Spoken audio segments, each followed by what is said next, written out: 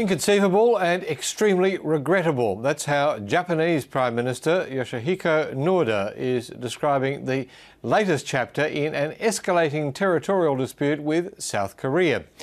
Tensions are at boiling point over a group of islands known as Dokdo in South Korea and Takeshima in Japan. The islands have been controlled by Seoul since 1954, but are also claimed by Tokyo. Kate Arnott reports.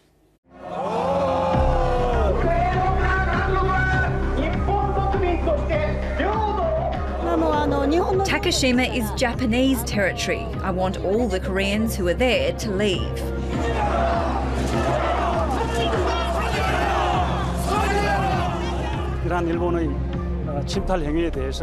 We cannot stand this act of aggression, so we are holding a rally to give a warning to Japan.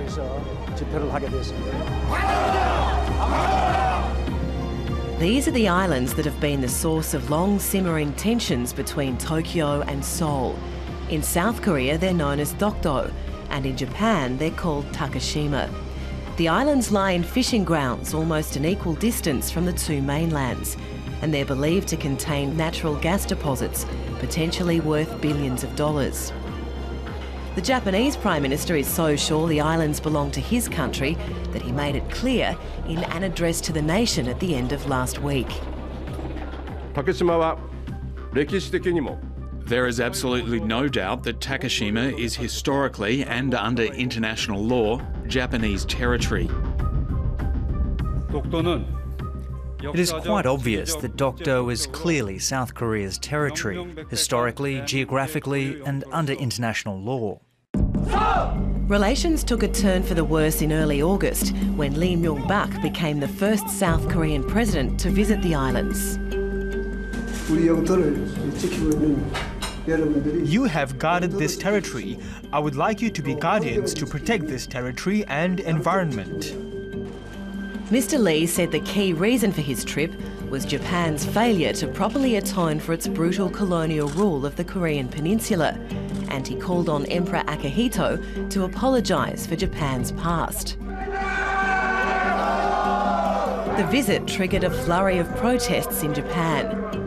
Demonstrators flocked to the South Korean embassy in Tokyo, and the foreign minister described South Korea's control of the islands as a legal occupation.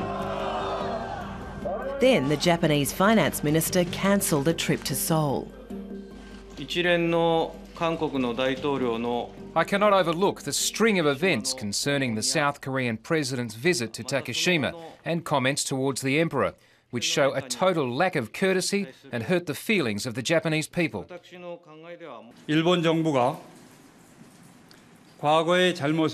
If the Japanese government does not reflect on its past wrongdoings and continues its faulty behaviours, we will not tolerate this.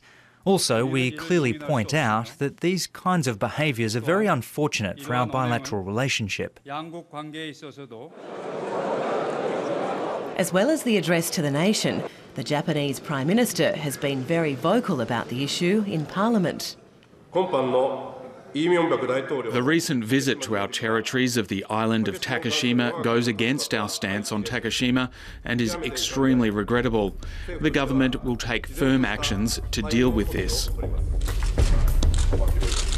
A currency swap deal with South Korea is now in doubt, and Japan is also considering freezing a plan to buy government bonds from Seoul. Last week, the Japanese military held live fire exercises at the foot of Mount Fuji, just as the territorial dispute was escalating. At the same time, South Korea stepped up radar monitoring around the islands, and officers started daily drills, which the National Police Commissioner said were designed to repel any possible Japanese attempts to land on Dokdo. South Koreans have also staged a number of events to assert their control over the islands. To mark National Liberation Day, a group of swimmers landed on Dokdo, and high school basketballers played a tournament against the police officers working there. We are sportsmen who are protesting against Japan's claim in the most peaceful and dignified way. We played basketball on Dokdo to clearly show this is our territory. To try to resolve the dispute, Japan has again proposed to take the issue to the International Court of Justice. South Korea says it's a proposal that's not worth consideration. The South Korean government stance is that Dokdo is our territory, so there is no territorial dispute. For us, taking the issue to the International Court of Justice is beneath our notice. The court will only address a dispute if both nations agree to have the matter heard. At the end of last week, relations were further strained when a letter from the Japanese Prime Minister to the South Korean President was sent back to Tokyo. Returning a letter between heads of state is something normally inconceivable and extremely regrettable. To get on the front foot, Japan's diplomats are publicly pushing Tokyo's case in Australia and across the Asia-Pacific. They say the region as a whole should be informed about the dispute and interested in seeing it resolved in a fair and peaceful way. The position of Japan on Takeshima. Hidenobu Sobashima is a former Foreign Affairs spokesman and is now the Consul General of Japan in Melbourne. There is a lack of information, a lack of knowledge on the part of people, including Australians, about this Takeshima issue. So I think it's a duty for us, Japanese diplomat, to provide information. Mr. Sobashima says Australians in particular should be concerned about the dispute. You have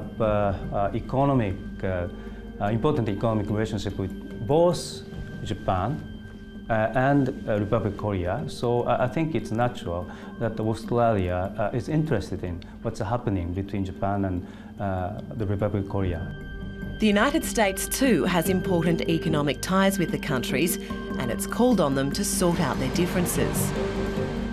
Both of these countries are strong, important, valued allies of the United States.